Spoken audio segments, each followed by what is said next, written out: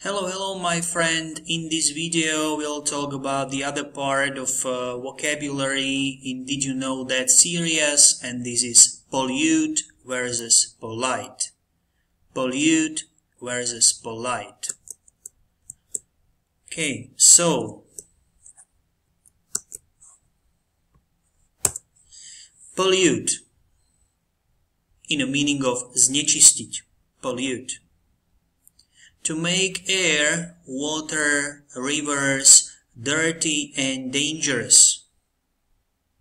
So when you make air, water, rivers dirty and dangerous, you pollute them. Almost all of Britain's beaches are polluted.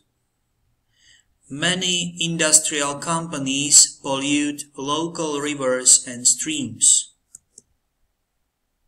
We won't invest in any company that pollutes the environment. And the pesticides used on many farms pollute the water supply. Čiže tá prvá veta, nebudeme investovať do žiadnej firmy, ktorá znečisťuje životné prostredie, no a pesticídy použité na mnohých farmách znečisťujú zásoby vody. Takže to bolo k slovíčku pollute. Polite. Polite vo význame slušný.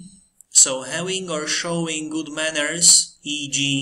that you are helpful and thoughtful towards other people and don't do or say things that may upset them.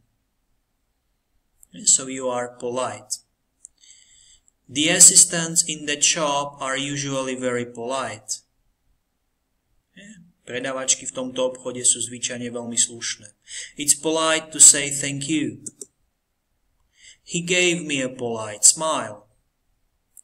The opposite is impolite, neslušný. Opačné slovíčko predponou impolite. Are children usually more impolite than adults? Are people usually polite in the shops and streets? Čiže sú deti zvyčajne viac neslušné ako dospelí? Sú ľudia zvyčajne slušní v obchodoch a na uliciach?